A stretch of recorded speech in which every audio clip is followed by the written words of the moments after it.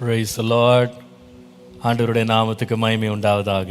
Praise the Lord. Glory be to the name of the Lord. மீண்டும் ஒரு முறை இந்த காலையிலேயும் தேவனுடைய பிரசன்னத்திலே கூடி வந்து அவருடைய வார்த்தையை தியானிக்கும்படியாக கர்த்தர் நமக்கு பாராட்டின அளவற்ற அவருடைய கிருபைக்காக இரக்கங்களுக்காக நான் தேவனை நன்றியோடு ஸ்தோத்திரிக்கிறேன். I once again thank God for giving His abundant grace and mercies to bring us to His presence once again to meditate on His word. கர்த்தர் நல்லவர், அவருடைய கிருபை என்றும் உள்ளது. God is good and His mercy endures forever. அவருக்கே மகிமை உண்டாகட்டும். All glory be to God alone. இந்த காலை வேளையிலேயும் இந்த 180 நாட்களில் நீதிமொழிகளை நாம் தியானிக்கிற இந்த தியானத்தை கர்த்தர் ஆசீர்வதிக்கும்படியாக தேவ சமூகத்திலே நம்மை தாழ்த்தி நாம் அர்ப்பணித்து ஜெபிப்போம். Even this morning, let us humble ourselves and commit at the presence of God. The Lord may bless this 180 devotions from the book of Proverbs. Thank you, Lord. Thank you, Jesus. ஆனந்தமாக அன்பரை பாடுவேன், ஆசையவர் என் ஆத்துமாவிற்கே. ஆனந்தமாக அன்பரை பாடுவேன், ஆசையவர் என் ஆத்துமாவிற்கே. ஆனந்தமான ஆசிகள் அருளும், ஆனந்தமான ஆசிகள் அருளும். ஆண்டவர் இயேசு போல் யாரும் இல்லையே, ஆண்டவர் இயேசு போல் யாரும் இல்லையே. இயேசுவல்லாஹ், இயேசுவல்லாஹ், இன்பம் ஈகத்தில் வேறு எங்கும் இல்லையே. இயேசுவல்லாஹ், இயேசுவல்லாஹ்,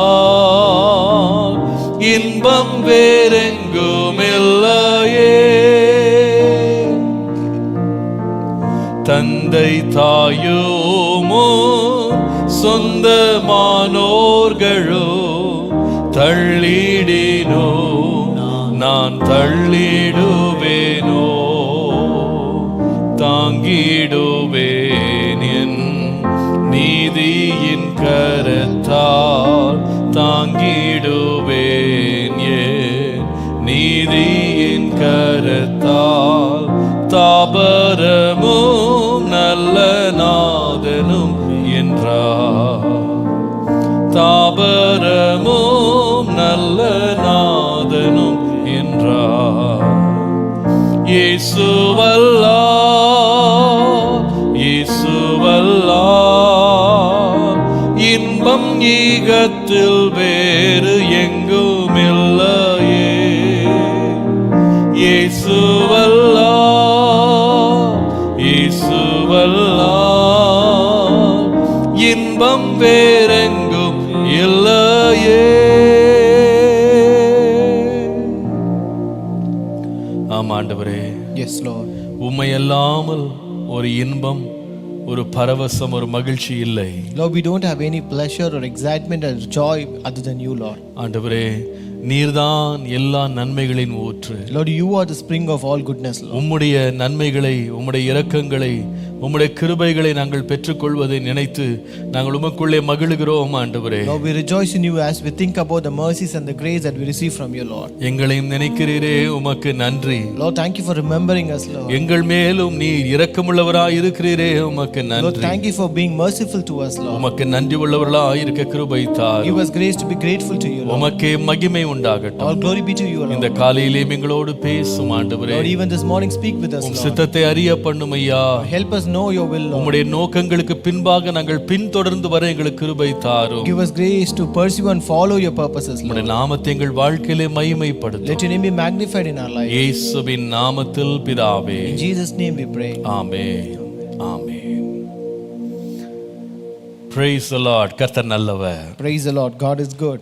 ஆண்டவர் கிருபையாக இந்த நாளிலேயும் 180 நாட்களில் நீதிமொழிகளை தியானிக்கிற நம்முடைய தியானத்தில் 57வது நாளுக்குள் நாம் பிரவேசிக்க கர்த்தர் கொடுத்த கிருபைக்காய் கர்த்தரை ஸ்தோத்திரிக்கிறேன். I really thank God for giving us grace to enter this 57th day of 180 devotions from the book of Proverbs. கர்த்தர் எவ்வளவு நல்லவர், How good is our God, அவருடைய கிருபை எவ்வளவு பெரியது. and how great is His mercy. தேவன் தந்த தயவுகளை எண்ணி கர்த்தரை ஸ்தோத்திரிக்கிறேன். I thank God for all the favor and the mercies. நாம் இந்த நாளிலேயும் தொடர்ந்து நீதிமொழிகளிலிருந்து நம்முடைய தியானத்தை நாம் தொடரலாம். Let us again continue our devotion from the book of Proverbs. நீதிமொழிகளின் புஸ்தகம் 3ஆம் அதிகாரம் 5 முதல் 6 வசனங்களை நாம் வாசிக்கலாம். Proverbs chapter 3 verses 5 and 6. நீதிமொழிகள் 3, 5 முதல் 6. Proverbs 3 verses 5 and 6. உன் சுய புத்தியின் மேல் சாயாமல் உன் முழு இருதயத்தோடும் கர்த்தரில் நம்பிக்கையாயிருந்து உன் வழிகளில் எல்லாம் அவரை நினைத்துக்கொள், அப்பொழுது அவர் உன் பாதைகளை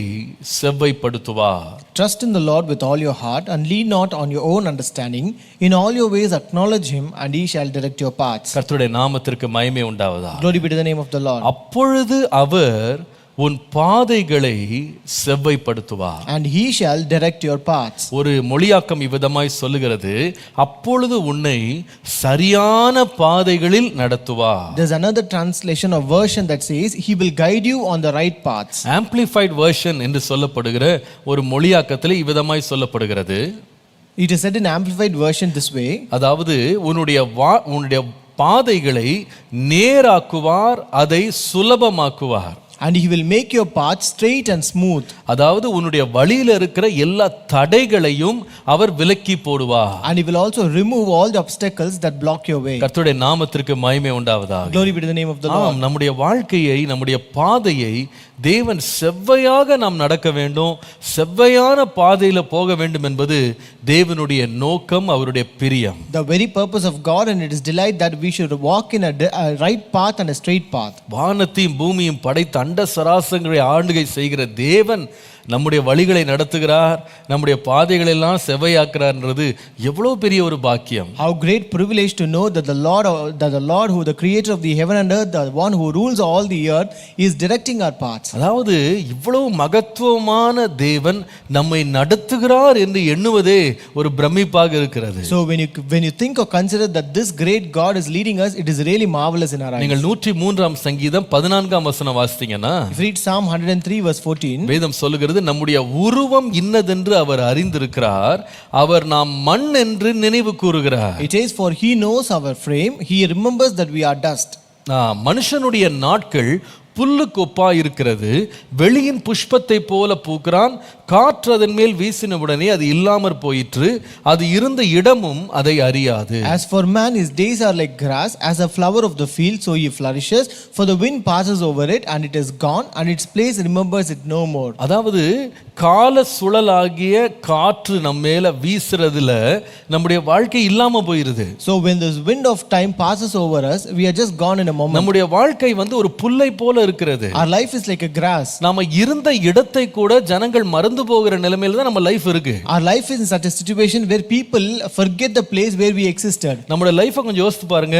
Just consider your life. நம்முடைய வீட்ல இருந்த நம்முடைய முதியோர்களை கொஞ்சம் யோசித்து பாருங்களேன். Consider our elders who were in our house. நம்ம பிள்ளைகளுக்கு நம்ம தாத்தாவை தெரியும், அவங்க தாத்தாவை தெரியும். Our children knows their grandfather. ஆனா நம்ம தாத்தாவை அவங்களுக்கு தெரியாது. But they don't know our grandfather. அத சுத்தமா மறந்துடுறாங்க. They forget it easily. ஒரு முறை கூட அவங்க பேர் என்னன்னு கூட நம்ம பிள்ளைங்க கேட்டது கிடையாது. Our children have not even asked their names even. அதுதான் மனுஷனுடைய life. That is the life of a man. அது இருந்த இடம் கூட தெரியாமல் போகிற ஒரு புல்லை போல தான் அவன் இருக்கிறான். So he is like a grass which is actually totally gone where he existed. அந்த புல் எப்படி இருந்த இடம் தெரியாம இருக்கோ அப்படி இருக்கிறான். Like how the place of the grass will be not found, similarly he will not be found at all. ஆனால் பாருங்க, இவ்வளவு அநித்தியமான நம்முடைய வாழ்க்கையை கர்த்தர் சீரா நடத்தணும், செவ்வையா நடத்தணும், அதை நேரா நடத்தணும் அப்படின்னு ஆண்டவர் விரும்புகிறார் பாருங்க. But when you consider this mortal life of us, but God wants us to lead that in a right path. He wants to direct us and take us in a straight path. நாம் கவனித்தோம் கடந்த 2-3 நாட்களாக.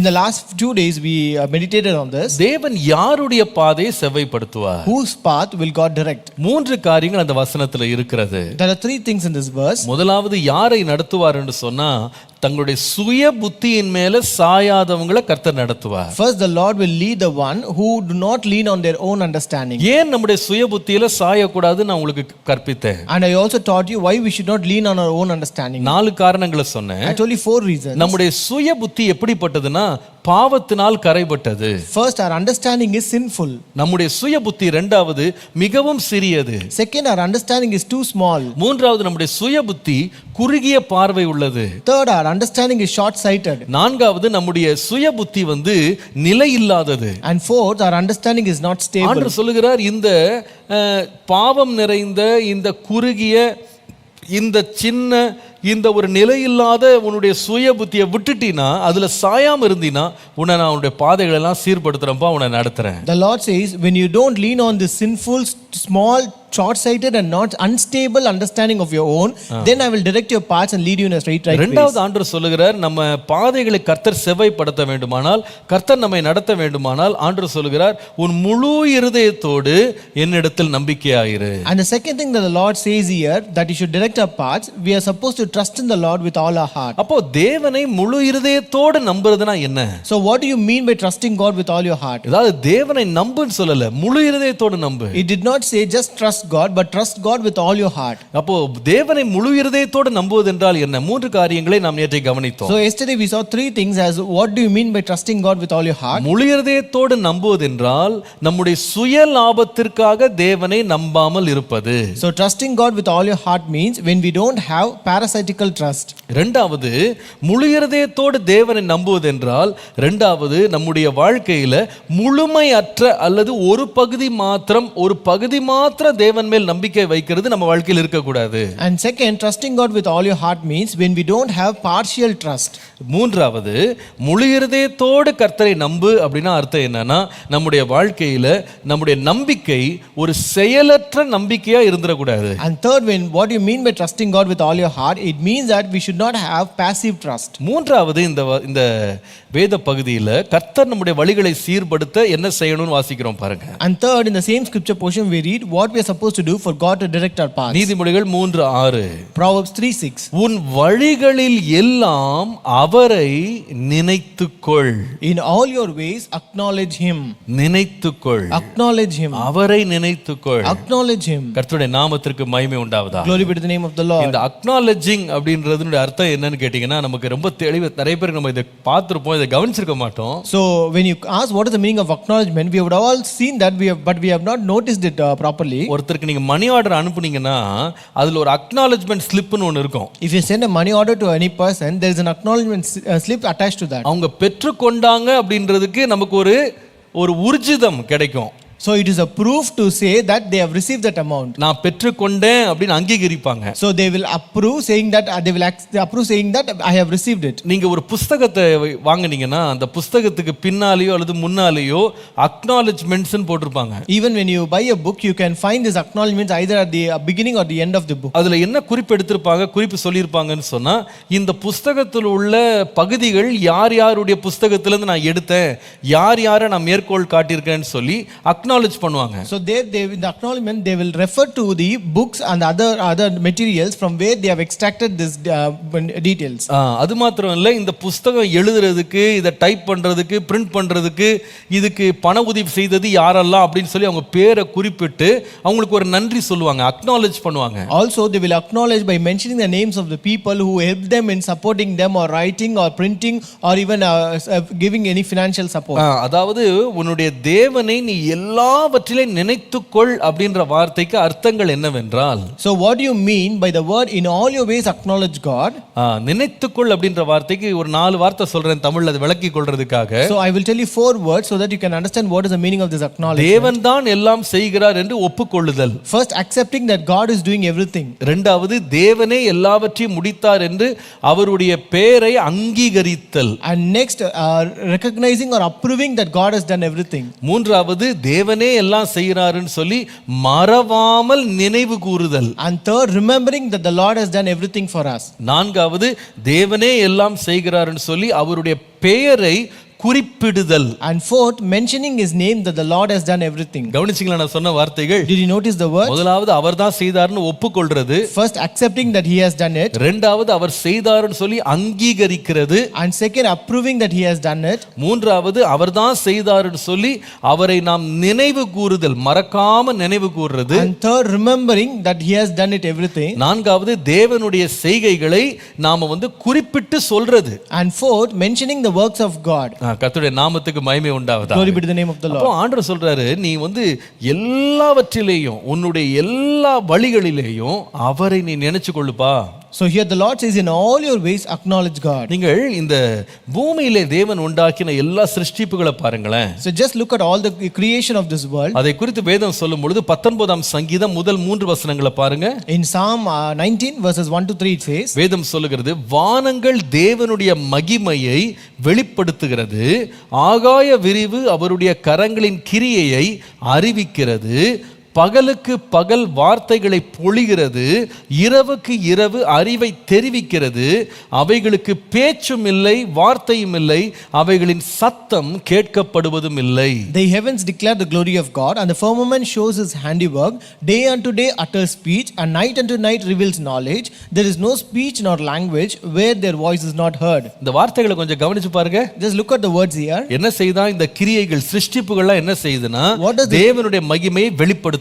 All this creation declare the glory of God. அவருடைய கரங்களின் கிரியையை அறிவிக்கிறது. It also proclaims its handiwork. அவர் பகலுக்கு பகல் வார்த்தைகளை பொழிகிறது. They also utter speech day unto day. அவருடைய இரவுக்கு இரவு அறிவை தெரிவிக்கிறது. And night unto night they reveal knowledge. வெளிப்படுத்துகிறது, it reveals, அறிவிக்கிறது, it proclaims, பொழிகிறது, it utters, தெரிவிக்கிறது. it reveals. எல்லாம் கர்த்தர் தான் செய்தார், கர்த்தர் தான் செய்தார்னு சொல்லுது. So it says or displays saying that the Lord has done it. ஆனா பிரச்சனை என்னன்னு கேட்டீங்கன்னா, But the problem here is, இது எல்லாம் வெளிப்படுத்தினாலும் அதுக்கு என்ன இல்லைன்னா பேச்சும் கிடையாது, அவைகளுடைய சத்தமும் நமக்கு கேட்காது. though they reveal all these things, but they don't have any speech nor language, and their voice is not heard. எங்கேயாவது ஒரு மரமோ எங்கேயாவது ஒரு பூவோ பேசுறத பார்த்திருக்கீங்களா? Have you ever seen any tree or any flower speaking? அது தேவனுடைய கிரியைகளை வெளிப்படுத்தி காட்டுமே தவிர அது பேசாது. They can just show or display the creation of God, but they cannot speak out. இந்த மிருகங்கள், அழகான பறவைகள்லாம் பார்த்தீங்கன்னா அதுக்கு பேச்சு கிடையாது. When you look at animals and very beautiful birds, they don't have speech. அதனுடைய அழகை நம்ம பார்க்கிறோம், அதோட சத்தத்தை நம்ம கேட்கிறோம், அவ்வளவுதான். We just see their beauty and we just hear their voices. இன்னும் சிலதுலாம் சுத்தமா சத்தமே வராது. And certain other creatures, they don't even make noise. உதாரணமாக ஒரு புழு போறது சத்தம் வருது பார்த்திருக்கீங்களா? For example, have you noticed worm which makes no noise? சத்தமே இல்லாத அநேக சிருஷ்டிப்புகளை கர்த்தர் வச்சிருக்கிறார். The Lord has set many creations without any noise. பூக்கள் கூட அப்படிதான். Even like flowers the same way. சத்தமே வராது. Flowers don't make அது noise. முளைக்கிறதும் தெரியாது, அது பூக்கிறதும் தெரியாது, அது வாடுறதும் தெரியாது, ஒரு சத்தம் இருக்காது. We don't know how it flourishes, how it blossoms, and how it withers away.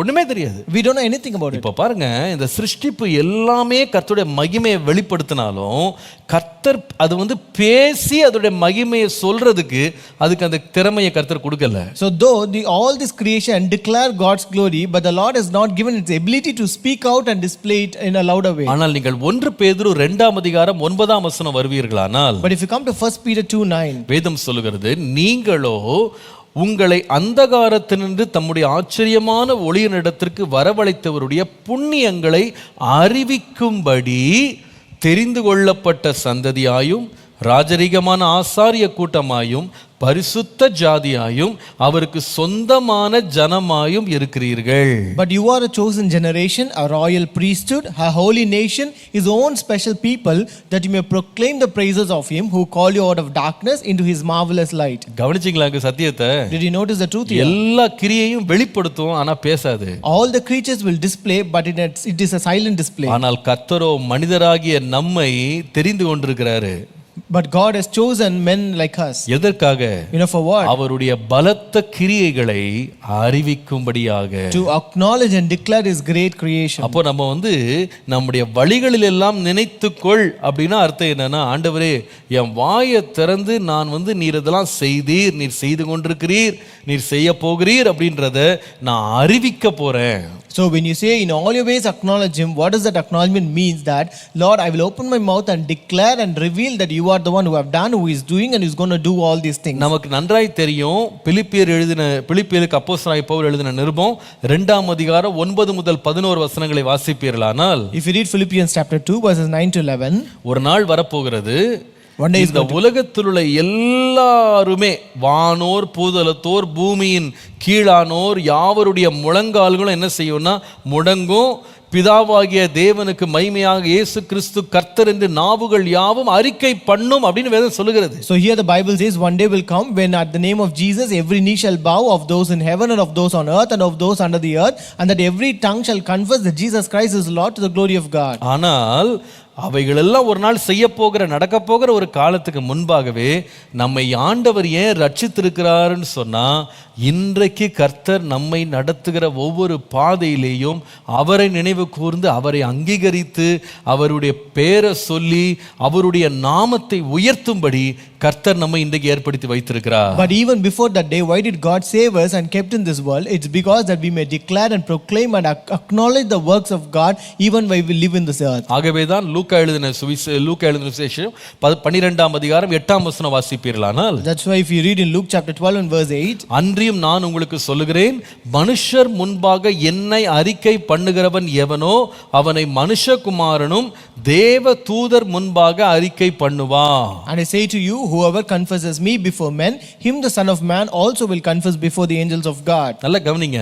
Listen அப்போ carefully. அக்னாலேஜ் பண்றது அப்படின்னா ஆண்டவர் நம்மளெல்லாம் எதுக்கு வச்சிருக்கிறாருன்னா அவருடைய நாமம், அவருடைய கிரியை, அவருடைய செய்கைகளை நாம வாயை திறந்து அறிக்கை பண்ணி அக்னாலேஜ் பண்ணணும் அப்படின்னு கர்த்தர் விரும்புறார். அப்படி நாம அக்னாலேஜ் பண்ணும்போது ஆண்டவர் சொல்றாரு, நானும் என்ன பண்ணுவேன்னா உன்னுடைய பெயரை தேவ தூதர்களுக்கு முன்பாக அக்னாலேஜ் பண்ணுவேன், அறிவிப்பேன். So the Lord has set us or appointed us in this world that we might acknowledge and declare the name of the Lord, his works and his greatness and his exaltation, so that the Lord says, if you acknowledge me, then I will also acknowledge you before my angels. கர்த்தருடைய நாமத்திற்கு மகிமை உண்டாவதாக. Glory be to the name of the நல்லா Lord. கவனிங்க. Listen carefully. நம்முடைய வழிகளில் எல்லாம் நீ அவரை நினைத்துக்கொள் அப்படின்னு சொல்ற வார்த்தை ரொம்ப எளிமையா தெரிஞ்சாலும் நடைமுறையில நீங்க பார்க்கும்போது நிறைய வேளையில தேவனுடைய நாமத்தை நம்ம நினைத்து கொண்டு அதை அறிவிப்பது, அதை அங்கீகரிப்பது அப்படின்றது அவ்வளவு சுலபம் கிடையாது. So though this word in all your ways acknowledge him appears to be very easy, but in a practical life it is really difficult to acknowledge God in all the things that we do. நான் ஏன் இதை சொல்லுகிறேன் அப்படின்னா, Why do I say this? பேதுருவை நீங்க பார்ப்பீங்களானா, When you look at Peter, அவர் இயேசுவை அங்கீகரிப்பதற்கு, அவருடைய நாமத்தை அறிவிக்கிறதுக்கு அவரை பட்ட பாட நம்ம வேதத்துல வாசிக்கிறோம். so we know how much he suffered to acknowledge the name of God in this Bible. நீங்க அவரை பத்தி நீங்க சாதாரணமா நினைக்காதீங்க.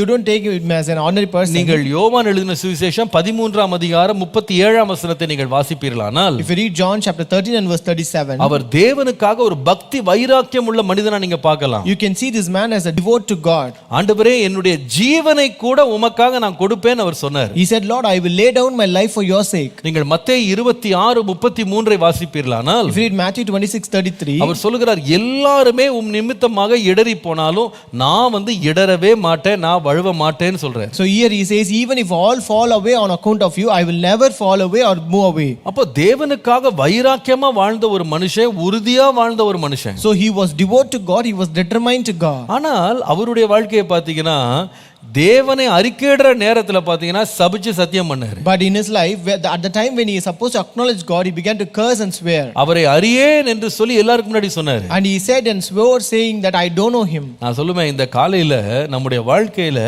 தேவனை எல்லா வழிகளிலும் நாம் நினைத்து கொண்டு அவருடைய நாமத்தை அறிக்கை செய்து அவர் கொடுக்க வேண்டிய கனத்தையும் மகிமையை நாம பிரஸ்தாபத்தையும் கொடுப்பதற்கு தேவனுடைய கிருபை நமக்கு ரொம்ப தேவை. I tell you this morning, we need the grace of God that we may acknowledge the works of God and also acknowledge and declare the very creation of God before other people and glorify his name. மூன்று நபர்களை இன்றைக்கு முன்னாடி கொண்டு வர்றேன். I want to bring 3 people before இவர்கள் you. மூன்று பேருமே தேவனுடைய கிரியைகளை, தேவனுடைய வல்லமையை தங்கள் வாழ்க்கையில பலதரப்பட்ட சூழ்நிலைகள்ல தைரியமா அவங்க நினைவு கூர்ந்து அறிக்கை பண்ணாங்க. So all these 3 people, they just remembered the great works of God in very fearful situation, but acknowledge the name of God. மூன்று பேர். 3 people. முதலாவது First, 1 சாமுவேல் 17ஆம் அதிகாரம் 45 முதல் 47 பாருங்க. 1 Samuel chapter 17 verses 45 to 47. நீங்கள் வாசிப்பீர்களானால் 45ஆம் வசனத்தில், அதற்கு தாவீது பெலிஸ்தியனை நோக்கி, நீ பட்டயத்தோடும் ஈட்டியோடும் கேடகத்தோடும் என்னிடத்தில் வருகிறாய், நானோ நீ நிந்தித்த இஸ்ரவேலுடைய இராணுவங்களின் தேவனாகிய சேனைகளுடைய கர்த்தரின் நாமத்தினாலே உன்னிடத்தில் வருகிறேன். Then David said to Philistine, you come to me with a sword, with a spear and a javelin, but I come to you in the name of the Lord of hosts, the God of the armies of Israel, whom you have defied.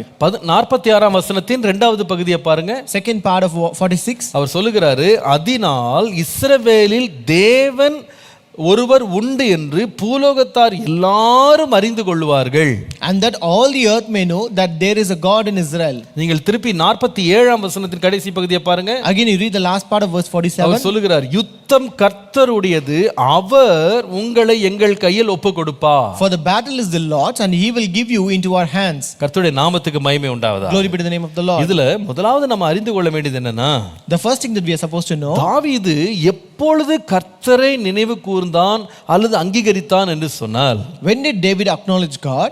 முதலாவது, first, அவன் ஒரு பயமுறுத்தும் ஒரு ராட்சதனுக்கு முன்பாக நிற்கும்போது கர்த்தரை பயமில்லாமல் அறிக்கை செய்தான். David acknowledged God before a fearsome giant. இந்த ராட்சதன் எவ்வளவு அவனை பயமுறுத்தினான்னு சொன்னா, உன்னை துண்டு துண்டாக வெட்டி நான் இந்த பறவைகளுக்கு நான் ஆகாரமா கொடுத்துருவேன்னு சொன்னான். So here this giant actually frightened him, saying that I will cut it into pieces and I'll give them as the prey to the fowls of the air. சும்மா வெறுமனே பயமுறுத்துற மனுஷன் இல்ல. He is not only a person who just frightens alone. உண்மையாவே ஒரு பயங்கரமான மனுஷனா தான் இருந்தான். He is really a great and terrible man. Saul சொல்லுகிறாரு, Saul says, அவன் சிறு வயது முதல் யுத்த வீரன்னு சொல்றாரு. He says he is a warrior right from his young age. அவனை பாத்தீங்கன்னா அவனுடைய கேடகம், அவன் ஈட்டி, அவனுடைய தலப்பாகை, அவன் மேல போட்டிருந்த வஸ்திரம் பாத்தீங்கன்னா அவ்வளவு வலிமை உள்ளது, அவ்வளவு பயங்கரமா இருந்தது. So when you look at his spear, his sword, his shield and all the things, his helmet and garments that he wore, it was so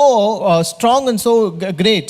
அவனுடைய கேடகத்தை தூக்குறது கூட ஒரு அசிஸ்டன்ட் வேற. So he had an assistant even to lift up his shield. அவ்வளவு பயங்கரமான ஒரு மனுஷனுக்கு முன்னாக தாவீது நின்று கொண்டிருக்கிறான். This David was standing with such a fearsome giant. ஆனால் இவ்வளவு பயமுறுத்துகிற பயங்கரமான ஒரு மனுஷனுக்கு முன்னால தேவனுடைய நாமத்தை பயப்படாமலும் வெட்கப்படாமலும் தைரியமா அறிக்கையிட்டான் பாருங்க. But David acknowledged God by his God's name and the work of God before him without any fear. பாருங்க, தாவீதுடைய லைஃபை பாத்தீங்கன்னா பொதுவாகவே அவன் எல்லா இடத்திலையும் கர்த்தருடைய நாமத்தை அவன் நினைவு கூர்ந்து தன்னுடைய வழிகளில் எல்லாம் கர்த்தர் தன்னை நடத்தி வந்தார் அப்படின்றத தைரியமா சொல்லக்கூடிய ஒரு பழக்கம் உள்ளவனா இருந்தான். So generally when you look at this David, he had an habit of acknowledging God in all the places and in all the things that the Lord has done for him. உங்களுக்கு தெரியும், அவன் சவுலுக்கு முன்னாடி போய் நிற்கும் பொழுது சொல்லுகிறான், என்னை சிங்கத்தின் கைக்கும் என்னுடைய கரடியின் கைக்கும் தப்புவித்த கர்த்தர் என்று சொல்லுவான். And also you know very well when he stood before Saul, he said, the Lord who delivered me from the hands of a lion and the bear. அப்போ அவன் எல்லா இடங்கள்லயும் கர்த்தருடைய நாமத்தை சொல்றதுக்கு அவன் தயங்கவே இல்லை. And he never hesitated to acknowledge the name of God anywhere. பொதுவா பாருங்க, நம்மள பயமுறுத்துற மாதிரி சிச்சுவேஷன்ஸ் வந்தா கர்த்தருடைய நாமத்தை நம்ம கொஞ்சம் மறைச்சிருவோம், சொல்லாம விடுறதுக்கு அநேக முறை நம்ம சோதிக்கப்படுவோம். So generally we don't acknowledge God and we are tempted to acknowledge God when we are really in a terrified situation. Tempted not to acknowledge God. Tempted not to acknowledge God when we go into terrifying or fearful situations. நம்முடைய வாழ்க்கையில் அப்படி ஒரு பயமுறுத்துற சூழ்நிலை வந்தா கர்த்தருடைய நாமத்தை சொல்லாமலே விட்டுருவோம். So when we go through a terrified situation, we will not acknowledge God. ஒரு சம்பவத்தை நீங்க வாசிக்கணும்னா யோவான் 9ஆம் அதிகாரத்துக்கு வருவீர்களானால், if you want to read an incident, come to John chapter 9. அங்கே பிறவி முதல் தாயின் வயிற்றில் பிறந்தது முதல் குருடனாக இருந்த ஒருவன் இருந்தான். So here you can find a man who was blind from the birth. இயேசு அவனை சுகமாக்கி கண்கள் பார்க்கும்படி செய்தார். So here Jesus healed him and made him to see. இப்ப பாத்தீங்கன்னா அங்குள்ள யூதர்களுக்கு இது சந்தோஷமான காரியமா இல்ல. But here these Jews who were present, they were not happy with that. இயேசு அவனை சுகமாக்கிட்டார்ன்றது அவங்களால அங்கீகரிக்க முடியல. They are not able to take it or acknowledge that the Jesus has healed him. அவங்க ஒவ்வொருத்தர் இயேசுவை பற்றி தவறான கருத்துக்களை சொல்லிக்கிட்டு இருக்காங்க. So each one gave a bad opinion about Jesus. இந்த அற்புதம் நடக்கல அப்படின்றத அவங்க ப்ரூவ் பண்ணணும்னு ட்ரை பண்ணிட்டு இருக்காங்க. So they were trying to prove that this miracle did not happen. அப்போ பெற்றோரை கூப்பிடுறாங்க. They called their parents. அவங்கட்ட இஷ்டத்துக்கு கேள்வி கேக்குறாங்க. They asked them many questions. உங்க மகன் தானா? Is this your son? அவன் பிறக்கும்போது குருடனா இருந்தானா? Was he blind right from his யார் birth? உங்களை அவனை சுகமாக்குனது? And who healed him? இந்த பெற்றோருக்கு புரிஞ்சு போச்சு. These parents understood. நம்ம ஏதாவது இயேசுவுக்கு சாதகமா ஏதாவது சொல்லி அவரை புகழ்ற மாதிரி பேசினா நம்மளுக்கு பெரிய தொந்தரவு கொடுத்துருவாங்க. If we speak anything favorable to Jesus and we appreciate or applaud him, then surely we will be caught into a நீங்க problem. 21 வசனத்துல வாசித்தீங்கன்னா Read verse 21. என்ன அழகா நழுவுனாங்க பாருங்க. அவங்க சொல்றாங்க, நீங்க அவன்கிட்டே கேளுங்க, அவன் வயதுக்கு வந்தவனா இருக்கிறான், அவனே சொல்லுவான். So here he says, he is of age, ask him and he shall speak for himself. என்ன அழகா நழுவிட்டாங்க பாருங்க. See how easily they tackled him. ஏன்னா அவங்களுக்கு ஒரு பயம் வந்துருச்சு. Because they were afraid. ஓ, நம்மளுக்கு ஏதாவது தொந்தரவு கொடுத்துருவாங்க. Maybe they may create some problem to us. இயேசு தான் சுகமாக்குனா நம்ம குடும்பத்துக்கு ஏதாவது பிரச்சனை கொடுத்துருவாங்க. If we say Jesus has healed him, they will bring some problem in our அதனால family. அவங்க வழிகள்ல கர்த்தரை அவங்க நினைவு கூர்றதுக்கு ரொம்ப யோசித்தாங்க. Therefore they were just hesitating to acknowledge God in their ways. நான் சொல்லுவேன், தாவீது அப்படி இல்ல. But David was not like அவன் that. தேவனை குறித்து அதிகமாய் அறிந்தவன் கிடையாது. David did not know much about God. அவன் தெரிந்ததை தைரியமா சொல்லிட்டான். But whatever he knew, he proclaimed it. நான் சொல்லுவேன், கர்த்தருடைய நாமத்தை நாம வெளிப்படுத்துறதுக்கு நமக்கு நிறைய பட்டங்கள், பதவிகள், படிப்பு தேவையில்லை. I tell you, you don't have to have any degrees or education or titles to declare the name of Jesus. நான் எப்படி போய் மற்றவங்ககிட்ட போய் இயேசுவை குறித்து சாட்சி சொல்றது, அவருடைய என் வாழ்க்கையில நான் எப்படி அவரை நினைவு கூர்ந்து அவரை எப்படி அங்கீகரிக்கிறதுன்னு சொல்லி நீங்க பயப்பட வேண்டிய அவசியமே இல்லை. You don't fear or be afraid as to how to give a testimony or how to acknowledge the name of God in my life to other people. நான் அடிக்கடி சொல்லுவேன், தாவீதுனுடைய அந்த பறைசாற்றுதலுக்கு பாருங்க, நமக்கு ஒரு பெரிய ஒரு எடுத்துக்காட்டு, அது நமக்கு ஒரு பெரிய உதாரணம். So I tell you many times, this proclamation of David is a great example for us. தாவீது பெரிய தியாலஜி எல்லாம் பேசல, பெரிய இறையியெல்லாம் அப்படி ஆழமா பேசல. So David did not speak anything great theology or something else. அவன் தனக்கு தெரிந்ததை தைரியமா சொன்னான். He just spoke boldly whatever he knew. இன்னும் சொல்லுவேன், I could tell you more. அவன் வாழ்க்கையில நடந்ததை தைரியமா சொன்னான். He also proclaimed what happened in his life. என்ன சிங்கத்தின் கைக்கும் கரடியினுடைய கைக்கும் என்னை தப்புவித்தா. The Lord delivered me from the hands of lion and bear. நான் உங்களுக்கு எப்பவுமே சொல்லுவேன், I tell you very often. நாம பைபிள்ல இருந்து நாம பெரிய தியாலஜி எல்லாம் பேசினா நிறைய பேர் நம்மளுக்கு எதிர்த்து பல கேள்விகளை கேட்கலாம். So if you speak with all the theology or doctrine from the Bible, many people may come and argue and oppose you. இது அப்படி இல்ல, அது இப்படி இல்ல, என்னென்னமோ பேசலாம், நம்மள பலவிதமான வாக்குவாதங்களுக்குள்ள இழுத்துட்டு போலாம். So they may just draw us into argument saying not this way or that way. ஆனா ஒண்ணுக்கு மாத்திரம் அவங்க மறு உத்தரவே சொல்ல முடியாது. என்ன தெரியுமா? நம்முடைய வாழ்க்கையில் நடந்த சாட்சி. But they cannot question whatever the experience that you have in your life as a testimony. நம்ம சாட்சியை நாம சொன்னா அதை நடக்கலனோ அது இல்லனோ யாராலையும் நிரூபிக்கவே முடியாது. If you proclaim a testimony, no people can prove that it did not happen at all. நான் சொல்லுவேன், நீங்க கர்த்தருடைய வழிகளை உங்கள் வாழ்க்கையில நினைவு கூர்ந்து அவரை அங்கீகரித்து அவருடைய நாமத்தை பறைசாற்ற கர்த்தர் நமக்கு ஒரு நல்ல ஒரு உபகரணம் கொடுத்திருக்கிறார். அது என்னன்னா, நம்முடைய சொந்த வாழ்க்கையில் கர்த்தர் செய்த நன்மைகள். The very important tool, the best tool that the Lord has given to acknowledge him and remember the Lord and glorify the God in his life is a testimonial life or the experience that we have in our life. Hallelujah. Hallelujah. எங்க போனாலும் பயமுறுத்துறவர்களுக்கு முன்பாக கூட பயமில்லாம நம்ம சொல்லக்கூடியது என்னன்னா, என் வாழ்க்கையில கர்த்தர் என்ன செய்தார். So even in any places, even before fearsome people, we can say whatever the Lord has done in my life. கர்த்தர் என்னை எப்படி நடத்தினாரு? How did the Lord lead me? கர்த்தர் என்னை எப்படி சுகமாக்குனாரு? How did the Lord heal me? கர்த்தர் என்னை எப்படி ஆதரிக்கிறாரு? How God take care of me? இத நீங்க தைரியமா சொன்னீங்கன்னா போதும், கர்த்தருடைய நாமம் அங்கே மகிமைப்படும். If you speak out this very boldly, then the name of the Lord shall be glorified. நீங்க நிறைய இடங்களுக்கு உங்களை எங்கயாவது கூப்பிட்டாங்க அப்படின்னா, பேசுங்க, ஒரு பிரேயர் செல்ல நீங்க கொஞ்சம் 10 நிமிஷம் பேசுங்க அப்படின்னா, if someone invites you somewhere in a prayer cell or somewhere to speak for the 10 minutes, pastor எனக்கு 2 பாயிண்ட் 3 பாயிண்ட்லாம் சொல்லி எனக்கு பேச தெரியாது, Pastor, I don't know to speak with 1 point, 2 point, or 3 Bible எல்லாம் எடுத்து எனக்கு விளக்க தெரியாது, I don't know to explain using Bible, நான் Pastor. எப்படி பேசுவேன்? How to speak, Pastor? கவலையே படாதீங்க. Don't worry at all. கர்த்தர் உங்களுக்கு செய்ததை நீங்க சொல்லுங்க. You just say whatever the Lord has done for you. கர்த்தர் அதிலே மகிமைப்படுவார். And the Lord will be glorified. Hallelujah. Hallelujah. இரண்டாவது, Second, எப்படி நாம் அவரை நினைவு கூர முடியும்? how can we acknowledge God? அது சொல்றதுக்கு முன்னாடி ஒரே ஒரு காரியத்தை சொல்லிட்டு நான் கடந்து போறேன். I just want to add one more thing before going இந்த to that. தாவீது கர்த்தருடைய நாமத்தை தான் வாழ்க்கையில பயமுறுத்துற மனிதர்களுக்கு முன்பாக அறிக்கை பண்ணார் பாத்தீங்களா? So when David acknowledged God before the fearsome giant, அதனுடைய விளைவு என்ன தெரியுமா? you know what is the outcome of that? அப்படி அவன் கர்த்தரை அங்கீகரித்ததனால தேவன் அவனை ஒரு விசேஷித்த பாதுகாப்புக்குள்ளே மறைத்தார். God kept him under a special protection since he acknowledged God. சவுலும் அவனை தீங்கு செய்ய முடியல, Saul was not able to do any evil to him. கோலியாத்தும் அவனை தொட முடியல. Even Goliath was not able to touch him. அவர் சொல்லுவார், என் எல்லா சத்துருக்களின் கைகளுக்கும் கர்த்தர் என்னை நீங்களாக்கி ரட்சித்தார். He says, the Lord has delivered me from the hands of all my enemies. 23ஆம் சங்கீதம் 4ஆம் வசனத்துல, மரண இருளின் பள்ளத்தாக்கிலே நடந்தால் கூட நான் பொல்லாப்புக்கு பயப்பட மாட்டேன். In Psalm 23:4, though I walk through the valley of shadow of death, I will fear no evil. நம்ம கர்த்தருடைய நாமத்தை அறிக்கை செய்ய நம்ம துணிச்சலோடு தைரியத்தோடு தயங்காம அவருடைய நாமத்தை அக்னாலஜ் பண்ணும்போது கர்த்தருடைய விசேஷித்த பாதுகாப்பு நம்ம மேலே இருக்கிறது. So when we acknowledge the name of the Lord before fearsome people boldly with all confidence and guts, then God's protection will be on us. உன் வழிகளிலெல்லாம் அவரை நினைத்துக்கொள். In all your ways acknowledge him. அவரை அங்கீகரி. And you acknowledge him. அவருடைய நாமத்திற்கு நீ மகிமையை செலுத்து. You give glory to his name. அவருடைய பெயரை குறிப்பிடு. And you mention his name. அதான் உன் வழிகளெல்லாம் நினைச்சு கொள்றது. And that is called acknowledgement. அப்போ தாவீது பயமுறுத்துற மனிதர்களுக்கு முன்பாக தேவனுடைய நாமத்தை நினைவு கூர்ந்து அறிக்கையிட்டு குறிப்பிட்டான். So here David acknowledged God before fearsome giant and mentioned the name of God there. இரண்டாவது இன்னொரு மனிதனை பார்த்தீங்கன்னா, And second, when you see other person, தானியேலின் புஸ்தகம் 3ஆம் அதிகாரம் 16 முதல் 18 வாசிக்கும்போது, book of Daniel chapter 3 verses 16 to 18, Shadrach Meshach Abednego என்பவர்கள் ராஜாவை நோக்கி, நேபுகாத்நேச்சாரே, இந்த காரியத்தை குறித்து உமக்கு உத்தரவு சொல்ல எங்களுக்கு அவசியமில்லை. நாங்கள் ஆராதிக்கிற தேவன் எங்களை தப்புவிக்க வல்லவராயிருக்கிறார். அவர் எரிகின அக்கினி சூளைக்கும் ராஜாவாகிய உம்முடைய கைக்கும் நீங்களாக்கி விடுவிப்பார். விடுவிக்காமற் போனாலும் நாங்கள் உம்முடைய தேவர்களுக்கு ஆராதனை செய்வதுமில்லை, நீ நிறுத்தின போர்ச்சிலையை பணிந்து கொள்வதும் இல்லை என்கிறது ராஜாவாகிய உமக்கு தெரிந்திருக்க கடவுது என்றார்கள்.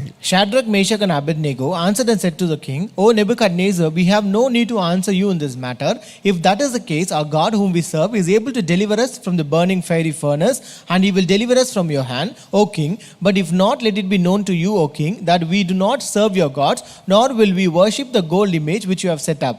இந்த சம்பவம் நமக்கு எல்லாருக்கும் நன்றா தெரியும். We know this incident very well. ஒரு பெரிய பொற்சிலை வைக்கப்படுகிறது. A golden image is erected. எல்லாரும் வணங்கணும்னு அவர்களுக்கு கட்டளை பிறப்பிக்கப்படுகிறது. A commandment is given that everyone should bow before it. வணங்காத பட்சத்துல என்ன தண்டனைன்னு சொல்லப்படுகிறது. And a punishment is also declared in case if you don't worship it. Shadrach Meshach Abednego வணங்க மாட்டேன் நின்ற உடனே இவ்வளோ பெரிய சாம்ராஜ்யத்துல இரண்டாவது முறை ஒரு வாய்ப்பு கொடுக்கப்படுகிறது. So when Shadrach, Meshach, Abednego refused to bow before that, in this great government there was a second chance given to them. அவங்க சொல்றாங்க, இப்ப இரண்டாவது வாய்ப்பு தர்றோம். We give a second chance. இன்னொரு முறை நாங்க கீத வாசியங்கள் எல்லாம் வாசிக்கிறோம். We will once again play all our instruments. உனக்காக தான் வாசிக்கிறோம். We are playing only for you. நீ ஒழுங்கா வணங்கிரு. So you better bow down. நீ வணங்கல அப்படினா 7 மடங்கு இந்த அக்கினியை சூடு பண்ணுவோம். So if you don't bow and worship it, then we will heat this furnace 7 times.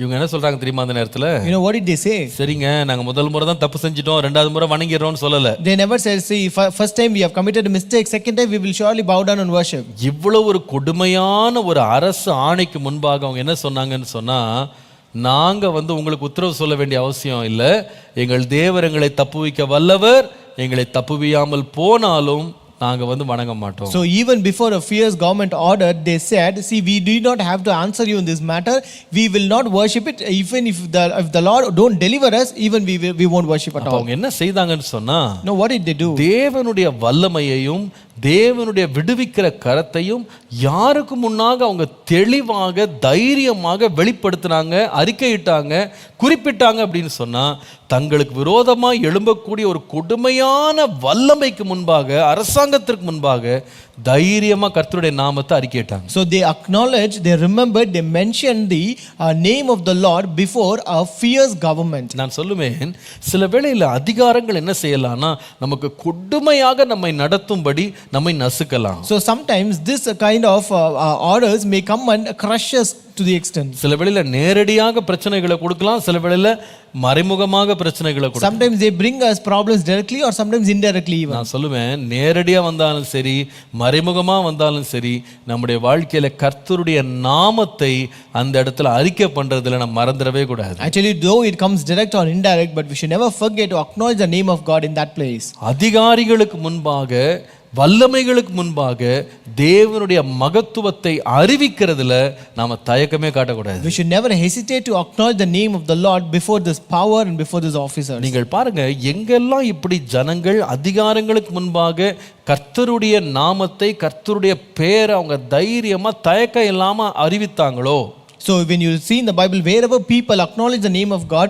before such kind of authorities and powers, தேவன் அவர்களுக்கு கொடுக்கிற கிஃப்ட், அவங்களுக்கு கொடுக்கிற ஆசீர்வாதம் என்னன்னு கேட்டீங்கன்னா, அவர்களுக்கு ஆண்டவர் உயர்வை தந்து ஆசீர்வதித்திருக்கிறார். the Lord has rewarded them with a promotion. Hallelujah. Hallelujah. பயங்கரமான மனிதர்களை முன்பாக கர்த்தருடைய நாமத்தை அறிக்கையிட்டீங்கன்னா ஒரு பாதுகாப்பை தேவன் தாவீது கொடுத்தது போல கொடுக்கிறாரு. When you acknowledge God before fearsome people, then the Lord will give a protection like the Lord gave to David. ஆனால் பயங்கரமான ஒரு அரசாங்கத்துக்கு முன்பாக, வல்லமைகளுக்கு முன்பாக, அதிகாரிகளுக்கு முன்பாக கர்த்தருடைய நாமத்தை நாம் அறிவிக்கும் போது கர்த்தர் நமக்கு ஒரு உயர்வை தருகிறார். When you acknowledge the name of God before a fierce government, before fierce authorities and powers, the Lord gives a promotion. நீங்கள் தானியேல் 3:30 பாருங்க. If you read Daniel 3:30, இந்த சம்பவம் முடிந்த பிறகு once this incident ended, வேதம் சொல்லுகிறது, பின்பு ராஜா ஷாத்ராக், மேஷாக், ஆபேத்நேகோ என்பவர்களை பாபிலோன் தேசத்திலே உயர்த்தினார். then the king promoted Shadrach, Meshach and Abednego in the province of Babylon. Hallelujah. Hallelujah. நீங்கள் அதனால தான் சங்கீதம் 75ஆம் சங்கீதம் 6 முதல் 7 வசனங்களை வாசிப்பீர்களானால், If you read Psalm 75 verses 6 and 7, கிழக்கிலும் மேற்கிலும் வனாந்திர திசையிலும் இருந்து ஜெயம் வராது, தேவனே நியாயாதிபதி, ஒருவனை தாழ்த்தி ஒருவனை உயர்த்துகிறார். for exaltation comes neither from the east nor from the west nor from the south, but God is the judge, he puts down one and exalts another. Hallelujah. Hallelujah. நான் சொல்லுவேன், நீங்க கர்த்தருடைய நாமத்தை நீங்க அறிக்கை பண்ணுங்க. நான் சொல்லுவேன், அதிகாரிகளுக்கு முன்பாக நீங்க தாழ்ந்து போக மாட்டீங்க. கர்த்தர் அவர்களே உங்களை உயர்த்தும்படி தேவன் பயன்படுத்துவார். I tell you, acknowledge and declare the name of God before your authorities and powers, and you will never be put down, but they themselves will exalt you and promote you. யோசேப்புடைய வாழ்க்கையை பாருங்க.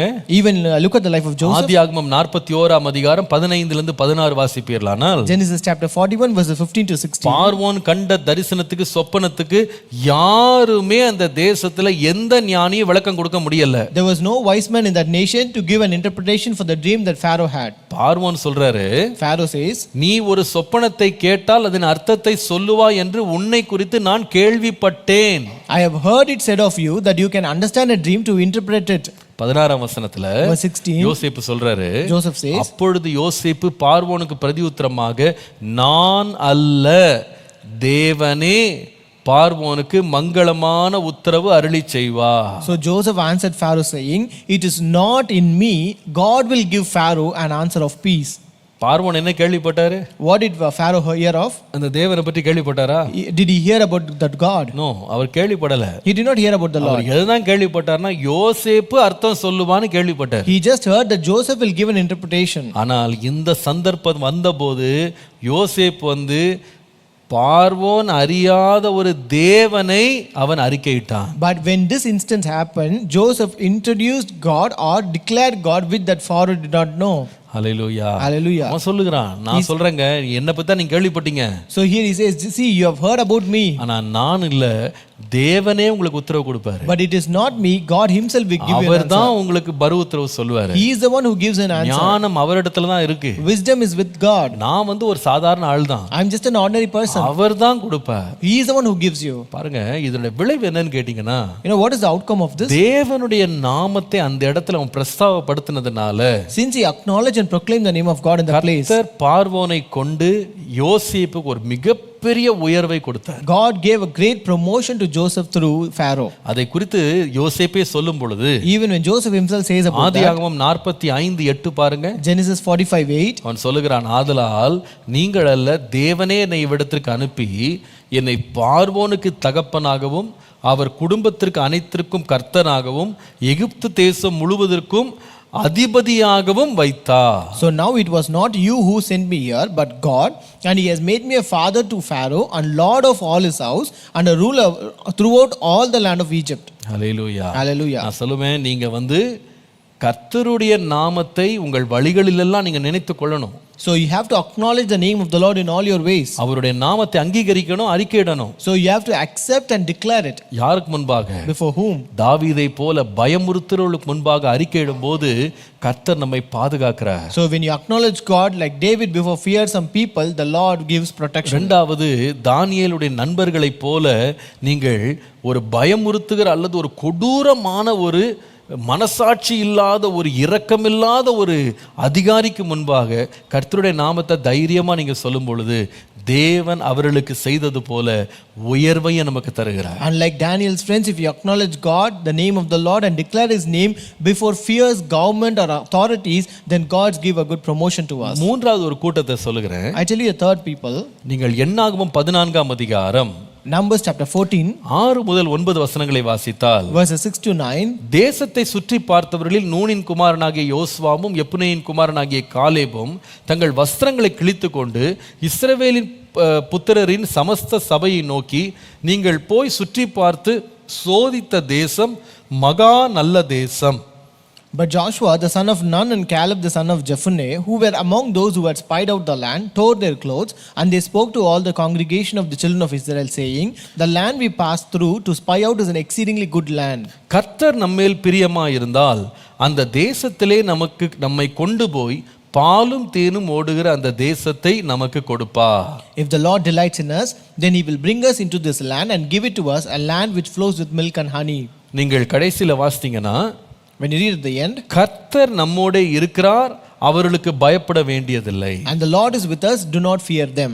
என்ன அழகா சொல்லுகிறார் பாருங்க. How beautifully he says இங்க this. யோசுவாவும் காலேபும் கர்த்தருடைய பெயரை, அவருடைய நாமத்தை, அவருடைய வல்லமை அறிக்கை பண்றாங்க. So here Joshua and Caleb acknowledge the power, the name of God here. இவர்கள் யார் தெரியுமா? யாருக்கு முன்னாடி அறிக்கை பண்ணாங்க தெரியுமா? No, before whom did they acknowledge this? விசுவாசத்தை இழந்து முறுமுறுத்து கொண்டிருந்த ஒரு ஜனத்துக்கு முன்பாக ரெண்டு பேர் எழும்பி நின்று கர்த்தருடைய வல்லமையை அவங்க தைரியமா சொல்றாங்க. These two people stood out before a faithless generation, a murmuring generation, and they acknowledged the name of God very boldly. அதாவது நீங்க இந்த 14ஆம் அதிகாரம் 1ஆம் வசனத்திலிருந்து வாசித்தீங்கன்னா, if you read from first verse of chapter 14, முழு சபையும் சேர்ந்து இரவு முழுவதும் அழுகிறது. the entire congregation were crying all the night. எதற்கு எங்களை ஏன் இங்க கொண்டு வந்தீங்க? Why did you bring us here? நாங்க எகிப்திலே எங்களுக்கு நல்ல வாழ்வு இருந்தது. We had good life even in Egypt. எங்களை எங்க சாகடிக்கவா இங்க இந்த வனாந்தரத்துக்கு கொண்டு வந்தீங்க? Did you bring us to this wilderness to die? அப்போ எல்லாம் முறுமுறுத்து கொண்டிருக்காங்க. So everyone were murmuring. ஒருவராகிலும் கர்த்தர் மேல விசுவாசம் உள்ளவங்களா இல்ல. No one had any faith on God.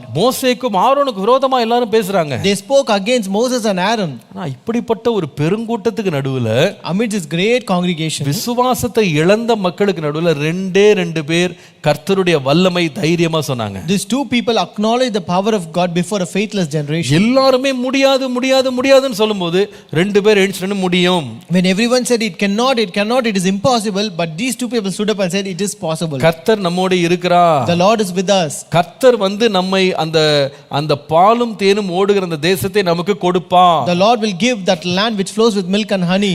ரொம்ப அருமையா இருக்குது. It is very beautiful here. நிறைய வேளை எல்லாரும் விசுவாசிக்கும் போது நம்மளும் கூட சேர்ந்து விசுவாசிக்கிறது ரொம்ப easy. Many times when everyone believes, it is easy for us to believe along with them. ஆனா பல பேர் சந்தேகங்கள் எழுப்பும்போது, when people raises doubts and questions, பல பேர் வந்து கேள்விகளை எழுப்பும்போது, when people raise questions, பல பேர் வந்து நம்மளை குறித்து தவறாக பேசும்போது, when people speak ill about us, கர்த்தர் செய்வார்னு சொல்லி தைரியமா சொல்றது ரொம்ப கஷ்டம். it is very difficult for us to say the Lord will do it. என்னந்தால் நம்ம மனுஷன் தானே. No matter whatever we are, just human being. நம்மளும் மாம்சம் தானே. We are just flesh, right? பாருங்க, நம்ம வந்து இந்த நெகட்டிவான காரியங்களை கேட்க நமக்கு கொஞ்சம் பயம் வந்துரும். So when we keep on hearing negative things, we will have a fear in us. ஒருவேளை கர்த்தர் செய்யாம போயிட்டா, maybe what if God doesn't do it? ஒருவேளை நடக்காம போயிட்டா, what if it doesn't happen? அவங்க சொல்றதெல்லாம் உண்மையா போயிட்டா, what if whatever they say is right? என்ன பண்றது? what to do now? அப்படினா நம்ம நினைக்க ஆரம்பிச்சிரோம். That is how we will also think. ஆனா யோசுவா காலேப் வந்து யார் என்ன பேசினாலும் அவங்க அத பத்தி கொஞ்சம் கூட கவலைப்படல. But Joshua and Caleb never even bothered about anybody whatever they may speak. எல்லாரும் கர்த்தர் செய்ய மாட்டாரு, கொண்டு போக மாட்டாரு, கிடைக்காது இப்படி பேசிட்டு இருக்கும்போது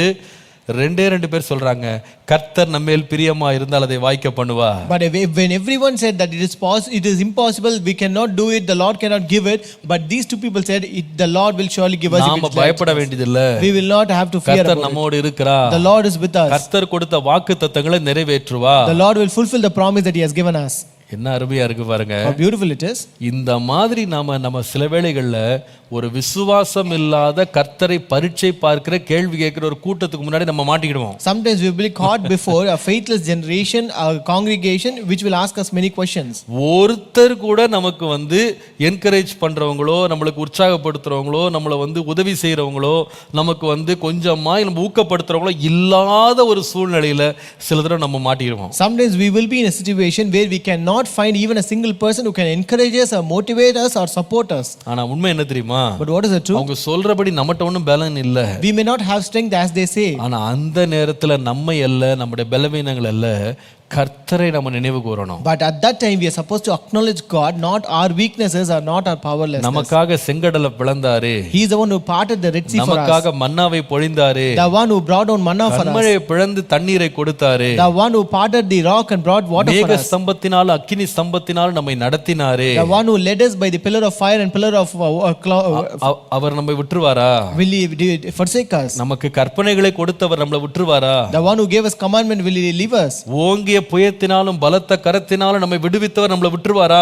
Will the one who delivered us from his outstretched arm and mighty hand, he will never leave us. விடமாட்டா. He will never leave us. நான் அறிக்கை பண்ணுவேன். I will confess நான் it. கர்த்தருடைய வல்லமை அறிக்கை பண்ணுவேன். I will confess the power of God. யாருமே எனக்கு உதவி செய்யாமல் போனாலும், No matter even no one may help me. எல்லாருமே நெகட்டிவா பேசினாலும், No matter even everyone may speak negative speech. ஒருவேளை செய்தித்தாள்கள்ல கூட எல்லாமே எதிரடையா தோன்றினாலும், Even if everything appears opposite even in the newspapers. எல்லாருமே முடியாது முடியாது முடியாது முடியாதுன்னு சொன்னாலும், No matter even everyone says it is impossible, impossible. நான் மனுஷனை நம்பல. I will not trust man. நான் அரசாங்கத்தை நம்பல. I don't trust government. நான் என் புயத்தை நம்பல. I don't trust my own நான் power. பட்டயத்தை நம்பல. I don't trust my sword. நான் என் பலத்தை நம்பல. I don't trust my strength. நான் என்னோட பராக்கிரமத்தை நம்பல. I don't trust my might. அழைத்த தேவனை நம்புறேன். I trust the Lord who has வாக்கு called me. பண்ணின தேவனை நம்புறேன். I trust the Lord who has promised me. எல்லாம் இருண்டு போன நேரத்துல, Even the time of darkness. ஆண்டவரே உம்முடைய நாமத்தை நான் சொல்றேன்ப்பா. Lord, I proclaim your name, Lord. நீர் அழைத்தவர் உண்மை உள்ளவர். Lord, the one who is called is faithful. நீர் வாக்கு பண்ணினவர் உண்மை The உள்ளவர். one who is promised is நீர் faithful. நிச்சயமாய் நிறைவேற்றுவீர். Lord, he will surely fulfill it. கர்த்தர் நம்மோடு இருக்கிறார். The Lord is with us. அவர் செய்வார். And he will do it. அவர் செய்வார். He will do it. அது அறிக்கை பண்ணிட்டே இருந்தாங்க He பாருங்க. was just confessing that. முடிவு என்ன தெரியுமா? You know what is the end of it? நீங்கள் அதே எண்ணாகமம் 14ஆம் அதிகாரம் 30ஆம் வசனத்தை வாசிக்கும் போது, If you read Numbers 14 and verse 30. எப்புனேயின் குமாரன் காலேபும் நூனின் குமாரன் யோசுவாவும் தவிர மற்றவர்களாகிய நீங்கள் நான் உங்களை குடியேற்றுவேன் என்று ஆணையிட்டு கொடுத்த தேசத்தில் பிரவேசிப்பதில்லை. Except for Caleb the son of Jephunneh and Joshua the son of Nun, you shall by no means enter the land which I swore I would make you dwell in. அப்ப அர்த்தம் என்ன? What does it mean? கர்த்தருடைய வல்லமையும் அவருடைய நாமத்தையும் நம்ம அறிக்கை பண்ணிக்கிட்டே இருக்கும்போது, யார் அறிக்கை பண்றாங்களோ அவர்களை கர்த்தர் என்ன செய்வார்னா, அவர் கொடுத்த வாக்குத்தத்தம் பண்ணப்பட்ட தேசத்துல ஆண்டவர் சுதந்தரிக்க பண்ணுவார். So when we acknowledge the power of God and the name of God, even when there is people who are faithless generation, the Lord will give possession of the promise that the Lord has given us. கர்த்தர் வாக்குத்தத்தங்களை சுதந்தரிக்க பண்ணுவார். The Lord will enable us to inherit the promises. கர்த்தருடைய நாமத்துக்கு மகிமை உண்டாவதாக. Glory be to the name of the Lord. மூன்று காரியங்கள் சொன்னேன். I told you 3 things. கர்த்தரை எப்படி நம்ம நினைவு கூறணும்? How are we supposed to acknowledge God? முதலாவது, தாவீதை போல கொடுமையான அல்லது பயமுறுத்துகிற மனிதர்களுக்கு முன்பாக நம்ம அறிக்கை பண்ணும்போது கர்த்தர் நம்மை பாதுகாக்கிறார். First, like David, when we acknowledge God before fearsome people, the Lord will give his protection. இரண்டாவது, தானியேலின் நண்பர்களைப் போல கொடுமையான ஒரு அரசாட்சிக்கு முன்பாக கர்த்தருடைய நாமத்தை அறிக்கை பண்ணும்போது தேவன் நம்மை உயர்த்துகிறார். And next, like David's friends, when we acknowledge God before a fierce government and authorities, the Lord will give a promotion. மூன்றாவது, யோசுவா காலேபை போல எல்லாரும் விசுவாசம் இழந்திருக்கும் போது, அப்படிப்பட்ட கூட்டத்தார் நடுவில் கர்த்தருடைய நாமத்தை நாம் அறிக்கையிடும் போது, அவருடைய நாமத்தை நாம் பிரஸ்தாபப்படுத்தும் போது கர்த்தர் வாக்குத்தத்தங்களை சுதந்தரிக்க பண்ணுவார். And third, like Joshua and Caleb, when we acknowledge the name of God and the power of God before a faithless generation, God gives possession of the promise. ரொம்ப சிம்பிளா இன்னைக்கு சொல்லுவேன், 3 காரியம் சொல்லுவேன். I will tell you 3 things very simply. God's protection will be there when you recognize or you acknowledge his name before fearful people. பயமுறுத்துகிற மக்களுக்கு முன்பாக நீங்க கர்த்தருடைய நாமத்தை நீங்க நினைவு கூறும் பொழுது கர்த்தர் உங்களை பாதுகாக்கிறார். Number 2, God's promotion will be there when you acknowledge God before a fierce government. ஒரு கொடுமையான மக்களுக்கு முன்பாக கர்த்தருடைய நாமத்தை நீங்கள் நினைவு கூர்ந்து அறிக்கை பண்ணும்போது கர்த்தருடைய உயர்வு உங்கள் மேல் வரும். Number 3, God's possession of promises will come to you when you acknowledge God in the midst of a faithless generation. ஒரு நம்பிக்கை இழந்த அல்லது விசுவாசம் இல்லாத சந்ததிக்கு முன்பாக நீங்கள் தைரியமாக கர்த்தருடைய நாமத்தை நீங்கள் விவரிக்கும் போது கர்த்தர் என்ன செய்வார்னா வாக்கு தத்தங்களை உங்களை சுதந்திரிக்க பண்ணுவார். இன்னைக்கு ஒரு தீர்மானம் எடுங்க. Take a decision today. கர்த்தருடைய நாமத்தை நான் எல்லா இடத்துல அறிக்கை பண்ணுவேன். I will acknowledge and confess the name of God in every place. உன் வழிகளில் எல்லாம் அவரை நினைத்துக்கொள். In all your ways acknowledge him. ஒரு இடத்துல ஆகில அவருடைய நாமத்தை மறைச்சிடாதீங்க. Don't hide or conceal his name even in single place. ஒரு இடத்துல ஆகில அவருடைய நாமத்தை மறுதலிச்சிடாதீங்க. Don't deny the name of God even in a single place. எங்க சென்றாலும் wherever you go நம்முடைய வழிகளில் எல்லாம் அவரையே நினைத்துக் கொள்ளுவேன். in all my ways I will acknowledge him. இன்னொரு விதமா சொன்னா, in other words, அவரையே அங்கீகரிப்பேன். I will approve him. அவருடைய நாமத்தை நான் குறிப்பிடுவேன். I will mention the name of the Lord. அவரை நினைத்துக் கொள்ளுவேன். I will remember him. அவரை அங்கீகரிப்பேன். I will approve him. அவர்தான் செய்கிறார் என்று ஒத்துக்கொள்ளுவேன். I will accept that he has done it. அதை பறைசாற்றுவேன். and I will declare it. இந்த காலையில நான் சொல்லுவேன், நம்முடைய வழிகள் எல்லாம் சீர்படுத்தணுமா? This morning I say you, if you want to direct your paths, மூன்றாவது சத்தியத்தை நம்ம வாழ்க்கையில நம்ம வைப்போம். let us keep the third promise in our life. எந்த நன்மை நடந்தாலும் என்ன வாழ்க்கையில் நடந்தாலும், no matter whatever good may happen or whatever things may happen in our அவருடைய life, பேரை நீங்க மென்ஷன் பண்ணாம விட்டுறாதீங்க. don't go without mentioning the name of God. அவருக்கு நாம் மகிமையை கொடுத்தா கர்த்தர் நம்மை மகிமைப்படுத்துவார். If we give glory to God, then God will glorify us. Hallelujah. Hallelujah.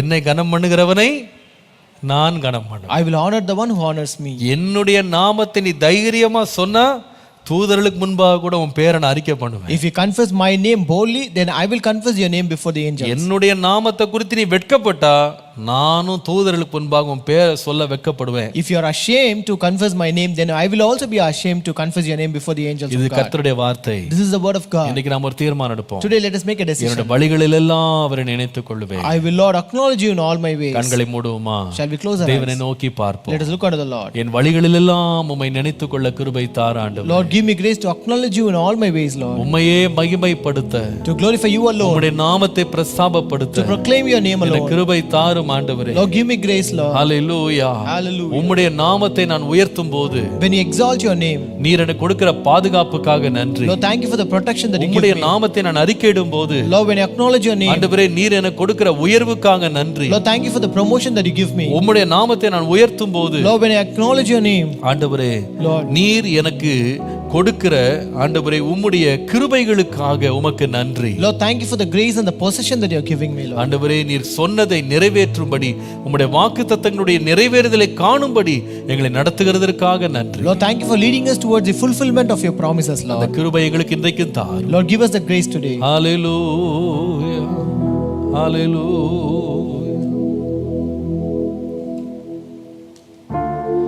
உமக்கு மகிமை தருகிறோம், உம்மில் நான் மகிழ்ச்சி அடைகிறோம். உமக்கு மகிமை தருகிறோம், உம்மில் நான் மகிழ்ச்சி அடைகிறோம். அல்லேலூயா.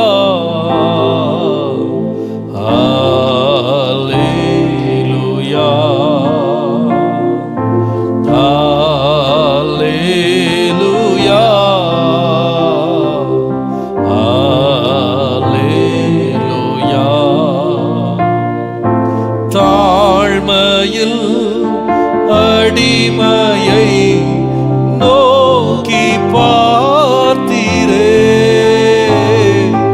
தாழ்மையில் அடிமையை நோக்கி பார்த்தீரே,